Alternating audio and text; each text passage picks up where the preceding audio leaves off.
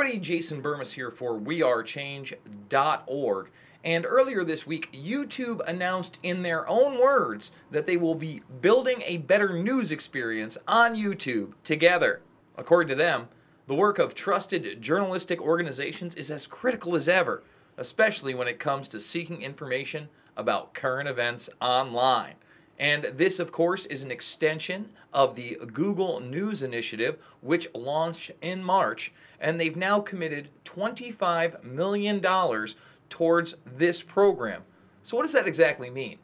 In March, the Google News Initiative kicked off with the goal of helping journalism thrive in the digital age.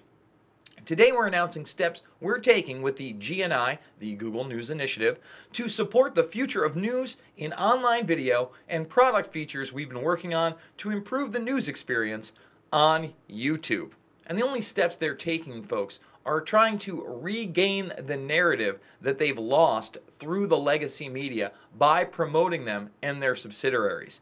Not only that, but with this $25 million, they plan to seed fund journalism. We believe quality journalism requires sustainable revenue streams, and that we have a responsibility to support innovation in products and funding for news.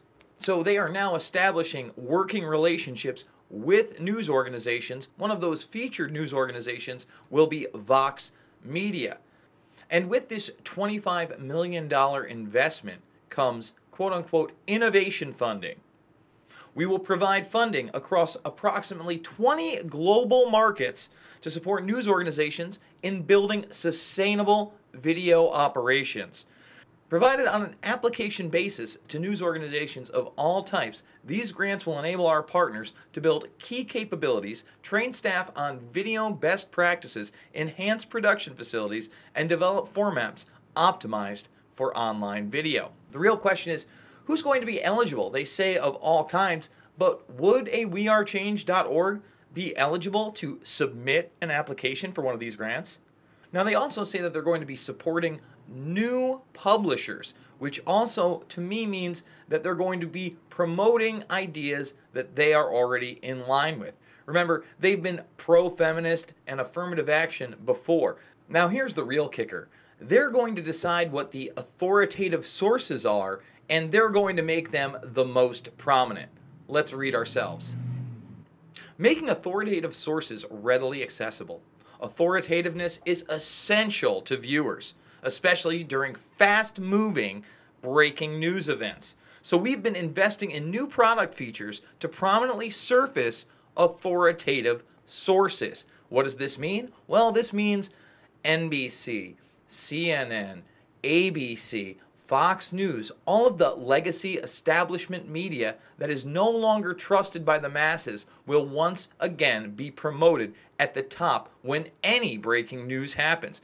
This is going to be despite what you subscribe to, what the algorithm thinks you like. No, we want to force feed you authoritative sources. Now, aside from just promoting these authoritative sources, they will now provide links to mainstream news stories as these events break. So if you go to YouTube and you're looking for information on the latest natural disaster, terrorist event, or other big breaking news story, you're going to literally have establishment media hyperlinks on top of these videos for you to go sift through.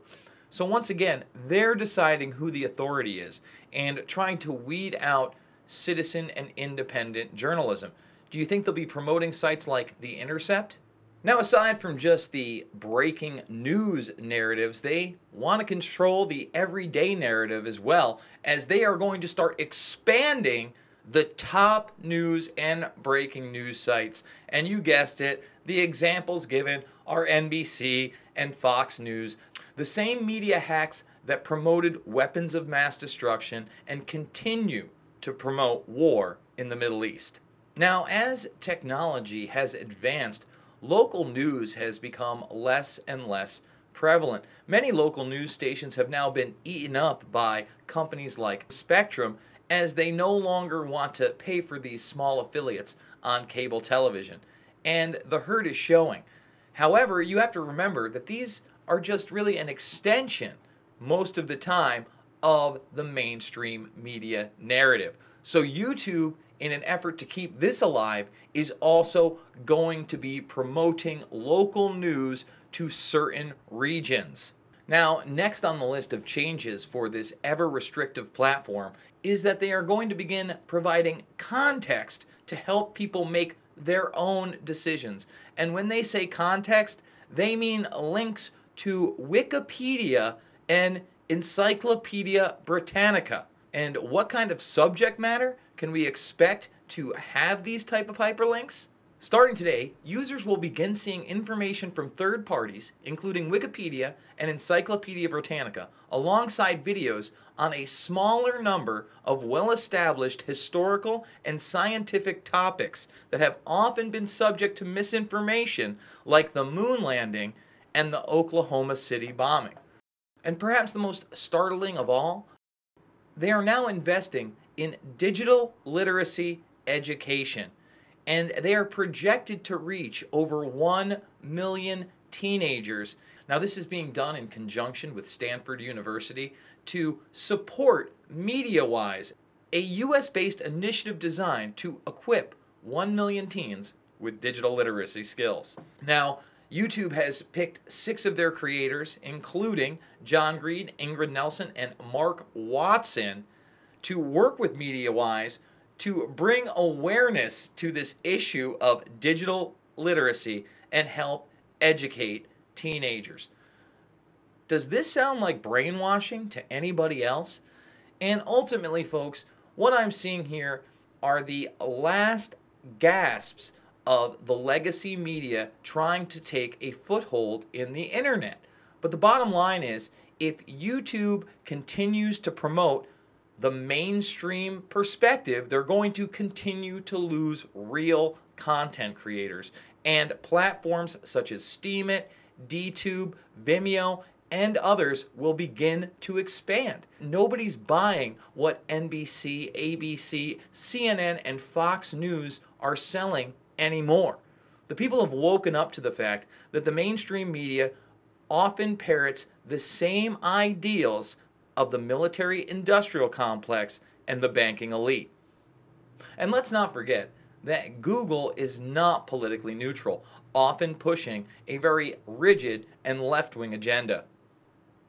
Folks, with so many changes to the YouTube platform only in the last year or so, such as subscriptions, notifications, feeds, and even thumbnails, we really have to be wary of what the next step is. And the next step seems to be in lockstep with the mainstream media and their promotion of globalist ideals. Check out our t-shirt shop, and if you can, folks, make that donation. Go to wearechange.org/donate. It's only through your financial support that reports like this one are possible.